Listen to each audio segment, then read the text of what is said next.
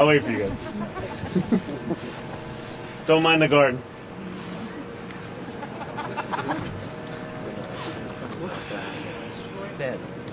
Good afternoon, everyone.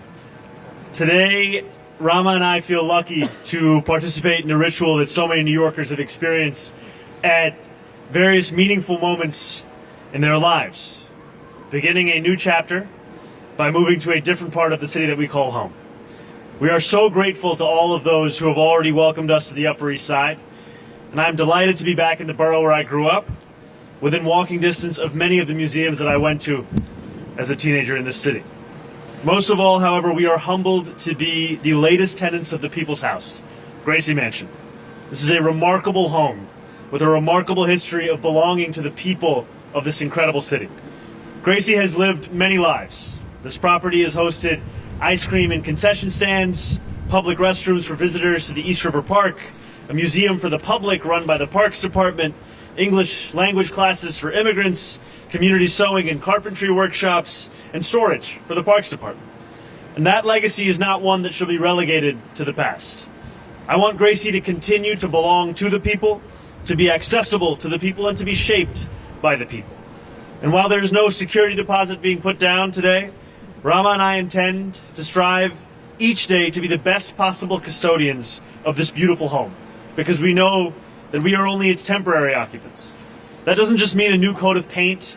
It also means being intentional about how this historic property represents the civic fabric of this city, being thoughtful about how we steward this space and opening it up to New Yorkers who are not often the ones who get to visit such a place as this. Above all, while I may be changing where I rest my head at the end of every evening, I will not be changing anything about how I interact with the incredible New Yorkers who call this city home. I will remain in the streets surrounded by the people I have the great privilege of serving. I will continue to take the subway, ride the bus, get on a city bike, and I will never close my ears to the concerns and the opinions of New Yorkers. So for the first time, but certainly not for the last, on behalf of the First Lady and I, welcome to Gracie Mansion. Thank you. All right, we'll start with on-topic questions, please, about Gracie and the move. Yeah, Rob, right here. Hello, Mr. Mayor. Hello. I'm Monica. I'm representing Rama Radio, Polish American. Yes, it's good to see you. You're at the McGinnis Boulevard redesign. Yes. Thank you so much. Very welcome. Mr. Mayor, Mayor Adams hosted Polish Heritage Night here. Will you continue this tradition? I have to be honest with you, we haven't yet made decisions about which nights we're going to continue to host and what events will be here, but I can commit to you that this will be a place that New Yorkers will be able to see themselves, not just on TV. Thank you. I have one of topic too. Okay, we'll start with first. Yeah, Eliza, go ahead. I was just going to ask, I know you grew up like across the park. If you could tell me a little bit about your relationship with this neighborhood as a kid, museums, doctors, friends, therapists, like what's the Upper East Side?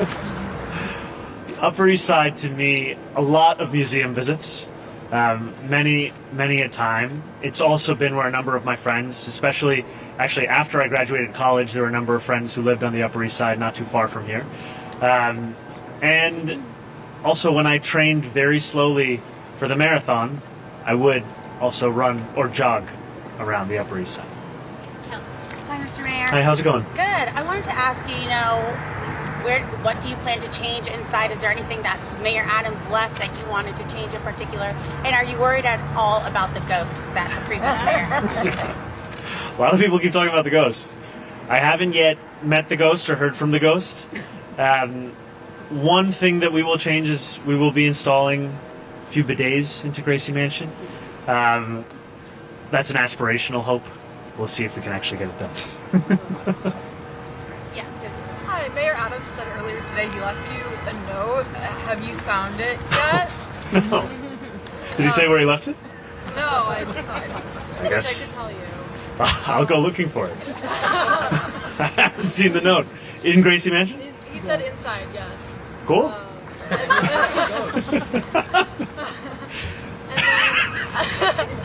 I know you've talked about getting a cat. Yeah. Are you?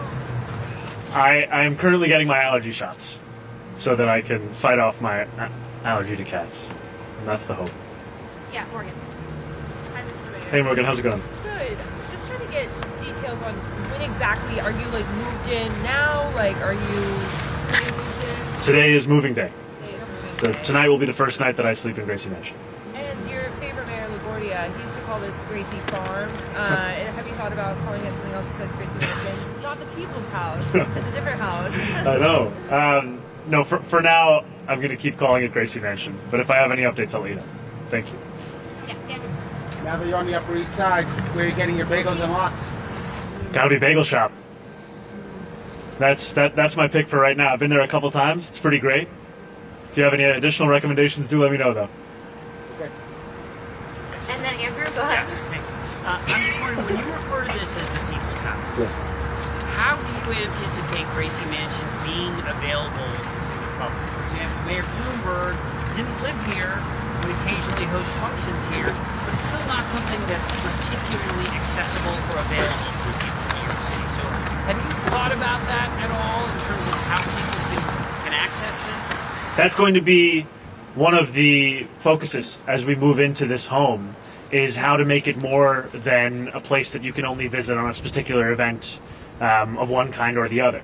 And I say that as a New Yorker who had been here for one such event, not too many years ago, and also as a legislator who came here for meetings.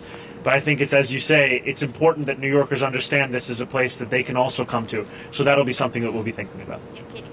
Hi, Mayor Mamdani. How's it going, Katie? I know that there's a staff that works at Gracie Mansion. Do you intend to keep the same staff, whether it's the chefs or the other people that work inside Gracie Mansion, I guess, for you and your wife?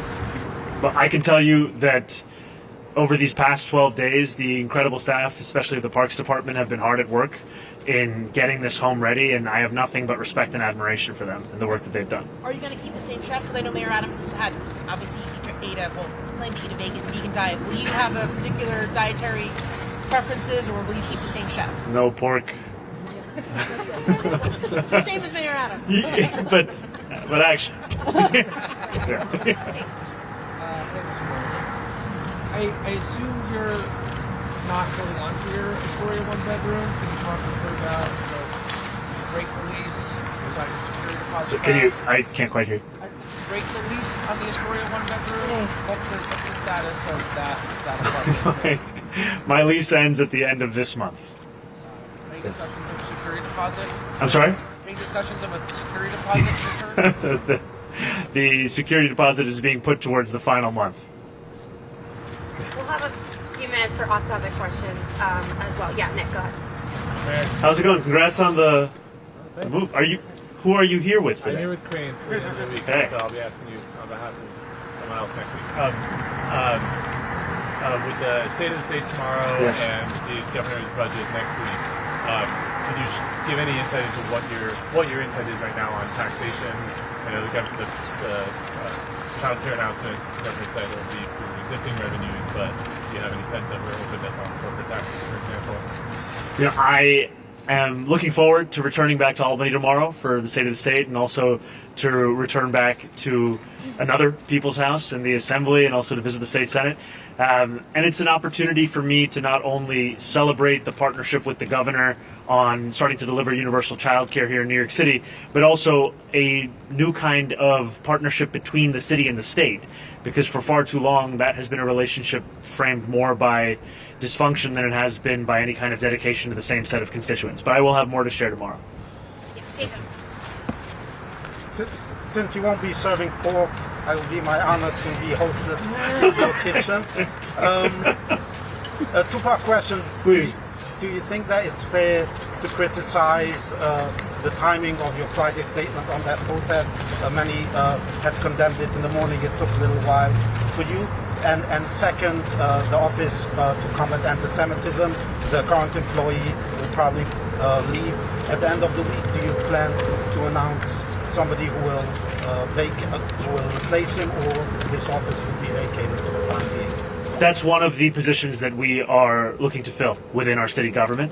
And I think the most important thing for New Yorkers is to know that they have a mayor who is firmly committed in rooting out the scourge of anti-Semitism across the city. And that is a commitment that I've made, and one that I intend to fulfill and showcase not only through my words, but also through my actions. So you, but just the criticism of the timing of your statement, do you feel that it took you a while, or that the standard that you feel it was your initial response? I was asked a question earlier that afternoon, to which I said much of what I have said since, which is that that language is wrong and has no place here in our city, and there is no place for the support for a terrorist organization.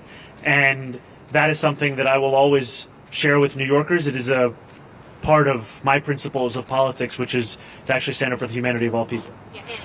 Thank you. Hi, Mayor. Hi, Annie. Who do you plan to take with you to Albany tomorrow to help push that agenda, say the state day? And secondly, do you intend to speak with the governor or other lawmakers about free buses as part of that agenda? We asked about childcare announcement last week. What about part two? I'm going to be speaking with legislative leaders and legislators, as well as the governor, about the entirety of our affordability agenda and the fiscal health of the city. And I'll be going up with a few members of my team. We're finalizing the exact specifics of who it will be, but we will, at the very latest, you'll see them tomorrow, but we may tell you in advance. Yeah, go ahead. Hey, good afternoon, Mr. Mayor. How's it going, sir? Good, thank you. A pair of Staten Island churches saw acts of vandalism in recent weeks. Early reporting have indicated the individuals who committed those acts had some mental health issues. I just wanted to see if you would like to comment specifically on those acts of vandalism, if you've seen them, and if you could give us an update on what's going on with the Department of Community Safety. I haven't seen them as yet, so I'll give you a comment once I have, but thank you for flagging that for me. That's something that my team and I will follow up on. And the Department of Community Safety continues to be a focus for us, and we've been holding interviews for high-level positions within it. And it is all a reflection of the fact that we need to create a means by which police officers can focus on policing, and that we can actually address the now more than 200,000 calls they receive on an annual basis tied to the mental health crisis. Thank you, Melissa. Hi, Mr. Mayor. Hi, Heather. Welcome to the Upper East Side. Thank you. I recommend Madwa on 84th and York. Can you say it one more time? Madwa. Madwa? 84th and York. $2 Okay. iced coffees. Okay. Okay. Thank My you. question, there was a commercial building collapse in the Bronx just before this press conference started. Have you been briefed on that? Do you plan to head to that scene at all tonight? I haven't been briefed on that, but I'm very thankful to have an incredible deputy mayor for operations, and that's exactly who I'll be in touch with right after this press conference. Yeah, okay, last one right here. Me. Yes. Mr. Mayor, do you envision any cooperation with DHS in any area like gang activity or terrorist activity? And also, would you say that any action of DHS actually contributed to the safety of New York City for the last year? Thank you. So I can tell you that my guiding principle is to follow the law. And the laws that we have here in New York City, especially our sanctuary city policies, they prohibit coordination with ICE agents, for example, if they want to enter into a city property without a judicial warrant signed by a judge. However, what it does permit is the coordination between city and federal government on around 170 crimes if someone has been convicted of that. And so I think that's an example to where the kind of coordination is permitted. The issue, however, is that what we see time and time again is the focus of ICE's activities and much of the federal government's as it pertains to immigration enforcement is more to do with people whose only crime is simply being here in New York City. And I've shared this directly with the president. I've also said it in public that I believe that these raids are cruel and inhumane, and they don't do anything actually to serve the interests of public safety. You will cooperate with DHS on some of the issues. On those 170 serious crimes, yes, as by the law. Do you think what they did for the last year contributed to the safety? Look, I can tell you that as the mayor right now, so often the language of safety is used to justify the actions of immigration enforcement, and I haven't seen much of those actions creating that safety. What I've seen instead is a deep sense of anxiety for many New Yorkers as to whether they will be subject to some of the kinds of actions we've seen both here in this city and across the country. Thank you all so Mr. much. Mayor, if the Thank you, guy guys. doesn't mention anything about free buses, will you feel disappointed?